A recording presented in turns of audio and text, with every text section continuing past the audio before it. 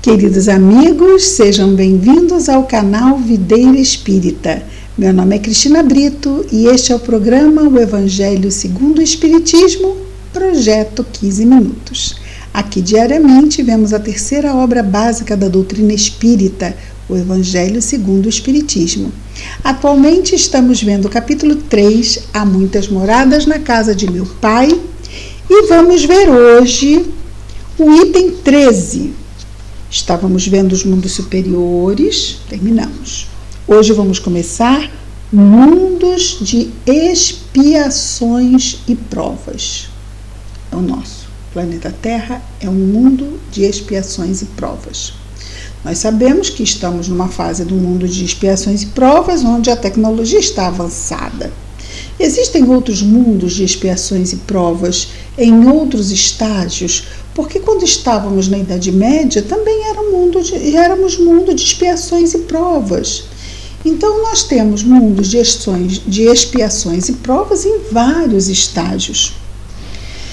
Vejamos aqui o que nos diz o item 13. Essa é uma mensagem do Espírito Santo Agostinho.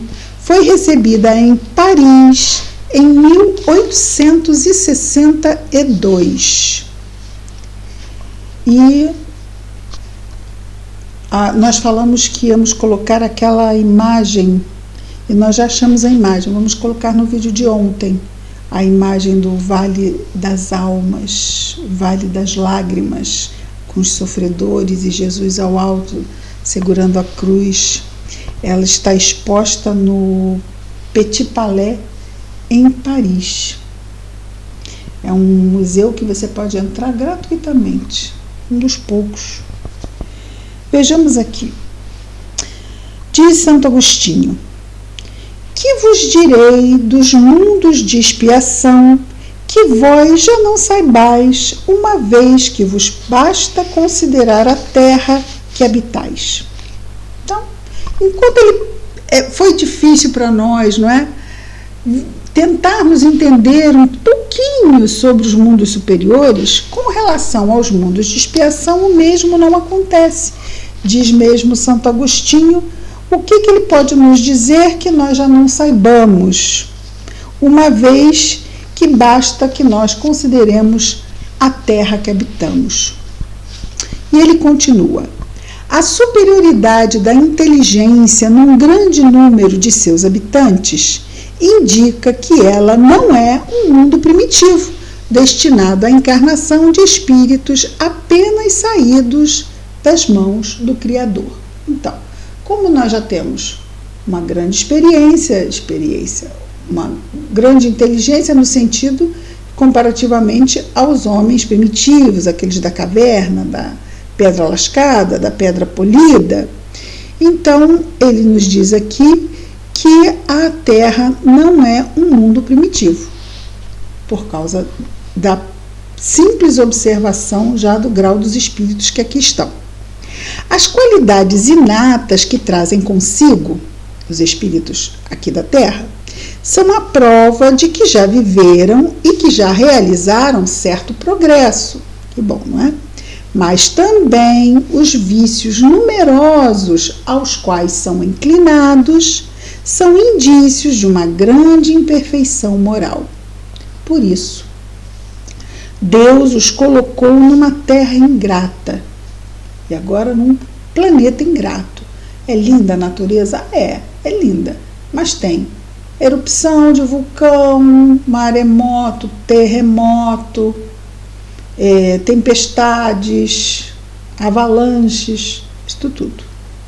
Deus os colocou numa terra ingrata para expiarem suas faltas pelo trabalho penoso e pelas misérias da vida, até que tenham o mérito de irem para um mundo mais feliz. Misérias também, a velhice, que é a decrepitude do corpo, e as próprias doenças que abatem este corpo físico, ainda muito vulnerável às questões mesmo ambientais, e é um corpozinho frágil que nós temos, não é? Mas é um corpo que nos expõe a dificuldades que nós ainda precisamos passar para o nosso crescimento moral. Então, é o que ele diz aqui. Deus nos colocou, né, numa terra ingrata para aí expiarem suas faltas pelo trabalho penoso e pelas misérias da vida, até que tenhamos nós mérito de irmos para um mundo mais feliz. Muito bem. Isso vai acontecer? Será que vai acontecer? É uma possibilidade? Não, isso é certo. Vai acontecer. Por quê? Porque é lei de Deus, lei do progresso. Mas só acontece mediante a outra lei do trabalho, né? Não acontece de forma miraculosa. O item 14 nos diz assim: entretanto, todos os espíritos encarnados sobre a terra não são para aí enviados em expiação. Entendi. Então, quer dizer, nós somos colocados aqui não só para expiar, mas também para, diante de provas, irmos desenvolvendo mais a nossa inteligência e o nosso senso moral, é o que ele quer dizer. E ele vai exemplificar. As raças que chamais selvagens são espíritos apenas saídos da infância e que aí estão, por assim dizer, em educação, a se desenvolverem ao contato de espíritos mais avançados. Mas são impactos profundos, não é? Esse contato com espíritos mais avançados, que ao mesmo tempo também são viciosos e que têm essa má tendência de tentarem dominar o que acham que é mais fraco. Mas nesse contato, dessa vivência, vão tanto crescendo uns quanto outros. Não podemos nunca, em questões espirituais, colocar isso em grande parte, né? Não vamos esquecer que também um espírito pode ser colocado num habitat, um espírito europeu colocado num habitat de civilização não europeia, em termos de menor progresso tecnológico, intelectual, a fim de expiar determinadas necessidades no seu progresso, né? Questões que possam aparecer pontuais. Então, e também reencarnar em tribos indígenas, já citamos, agora não sei se foi no Gotas, mas de um espírito, ou se foi aqui, acho que foi bem aqui, de um espírito que se apresentava como indígena, a Dona Ivone do Amaral Pereira, médium espírita, muito querida do nosso coração, e ele havia sido um europeu, muito bem posto, mas precisou aprender sobre a simplicidade, aí foi colocado lá numa tribo indígena e se apresentava como indígena porque aquela encarnação lhe tinha valido um grande aprendizado. Então, embora possa, não quer dizer que é só, ok? Então, espíritos apenas saídos da infância e que aí estão, por assim dizer, em educação e se desenvolverem ao contato de espíritos mais avançados. Também não vamos esquecer que estamos lá em meados do século XIX. 160 anos se passaram. Aqueles que estão como indígenas já não estão mais nessas fases iniciais.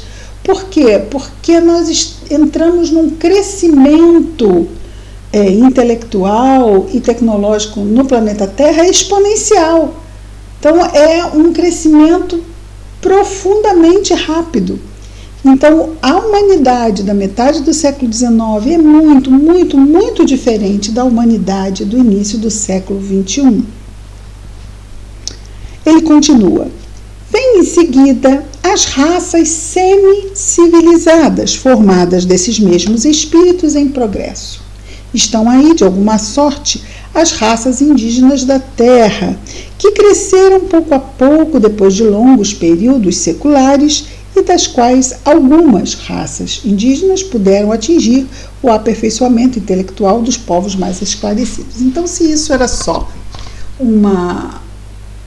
algo que ele citava como poderia, sim, algumas. Hoje em dia, nós temos indígenas que são aviadores da Força Aérea, que são deputados, Então, estamos num outro momento, né? Então, todo indígena tem acesso à mesma possibilidade, embora é claro que a cultura indígena ainda mantém, sim, os seus pilares, a sua cultura indígena, ninguém diz contra isso, mas já podendo se inserir em igualdade de condições como qualquer outro cidadão. Continua aqui o nosso Santo Agostinho, dizendo: os espíritos em expiação. Então ele estava falando de espíritos em prova que estão no planeta, e essas provas são para o seu aprimoramento. Não estão em expiação porque ainda não estão comprometidos ao ponto de estarem expiando, ou seja, refazendo provas em que não se saíram bem. Tá? Então eles estão aqui, ainda estavam, né? Metade do século XIX, estavam ainda ali meio que engatinhando, com provas, amadurecendo, mas temos espíritos, que é o que ele vai falar agora, vejamos. Os espíritos em expiação, aí estão, se assim se pode exprimir, estrangeiros. Então, o que será isso? Os de expiação são estrangeiros. Eles já viveram sobre outros mundos, de onde foram excluídos, degradados, em razão da sua obstinação do mal. Ou seja, por mais inteligência desenvolvida, por mais intelecto desenvolvido, ainda usavam o seu livre-arbítrio para escolhas infelizes, para o mau uso do livre-arbítrio.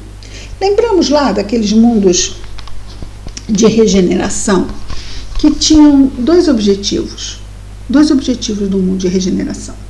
Primeiro, refazer das lutas do mundo de provas e expiações, que nos desgasta. Então é um momento de refazimento, aquele período de regeneração.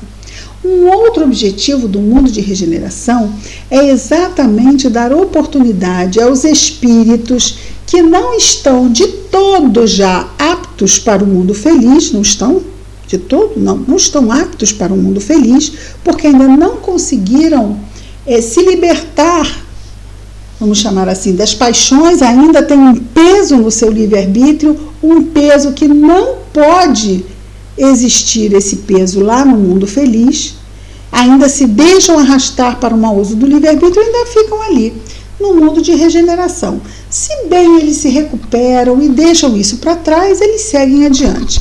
Mas se eles recalcitram, se eles insistem em não ceder ao bem e usar a sua inteligência para continuar dando vazão às más escolhas, eles não vão adiante. Do mundo de regeneração, eles voltam para o mundo de provas e expiações, porque, na verdade, eles passaram de ano em dependência. Vocês já viram passar de ano em dependência? Né? Você passa de ano, mas dependência em matemática, física e química. Se naquele ano você fizer o ano e passar na dependência, ok, você vai adiante. Se você não passar, você vai ter que voltar para aquele ano lá, porque na verdade você não fechou, você não pode ir adiante. Então, você não estava naquele ano, você estava naquele ano em dependência de passar naquelas matérias. Então, da mesma forma, o espírito passa de provas e expiações para o mundo de regeneração, mas em dependência, em mundo de provas e expiações. Se ele não passar naquelas matérias, ele não vai para o mundo feliz, ele volta para o mundo de provas e expiações, porque ele não provou estar apto para ir adiante. Acho que assim fica tranquilo, né? Quando a gente usa essa comparação aqui com o nosso sistema educacional. Então, os espíritos em expiação, aí são, se assim se pode exprimir, estrangeiros. Eles já viveram em outros mundos, de onde foram excluídos em razão da sua obstinação no mal, e porque eram a causa de perturbação para os bons, claro. Foram relegados por um tempo entre os espíritos mais atrasados, né? Vieram lá de um mundo adiantado e caíram aqui na Terra prova de expiação estava lá atrás, muito, muito atrasada, todo mundo andando com aquelas carroças e aqueles instrumentos rústicos.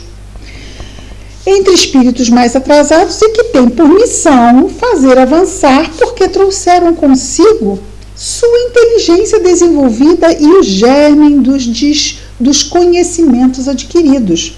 Por isso, os espíritos punidos se encontram entre raças mais inteligentes. Então, ele quer dizer que lá entre as raças mais desenvolvidas da civilização, né, da humanidade no planeta Terra, estariam esses espíritos comprometidos, que com a sua inteligência já desenvolvida em outros mundos, alavancam o progresso de certas civilizações. É isso bem o que ele quer dizer. Vamos só terminar este parágrafo, quando ele diz assim: por isso os espíritos, sim, já vimos, são aquelas também para as quais as misérias da vida têm mais amargura, porque há nelas mais sensibilidade e sentem mais os choques que as raças primitivas, cujo senso moral é mais obtuso, ou seja, é menos amplo, né? É como se, é aquela coisa assim, a pessoa já estava lá em cima, aí veio para cá, ela se ressente, por quê? Porque ela já estava lá, aí tudo aqui é muito mais embrutecido, que ela já tinha deixado para trás, mas ela não fez por onde merecer ficar lá, então ela está aqui. Se ressente? Se ressente, mas é isso mesmo, vai aprender a crescer de uma forma melhor e vai amadurecer. Uma hora ou outra, o espírito acaba cedendo à própria necessidade de amadurecer, de agir com bom senso, de ceder a se submeter à paternidade divina. Ficamos aqui, vimos hoje então os itens 13 e 14 do terceiro capítulo de O Evangelho segundo o Espiritismo. E amanhã vamos terminar, embora falte só um pouquinho, mas terminamos aqui amanhã essa parte dos mundos de expiações e provas, para depois falarmos dos mundos regeneradores. É isso, amigos. Qualquer dúvida, deixe nos comentários. Nós estamos aqui juntos, aprendendo e estudando juntos, com muita alegria. Até amanhã, muita paz a todos. Projeto 15 Minutos, o Evangelho segundo o Espiritismo.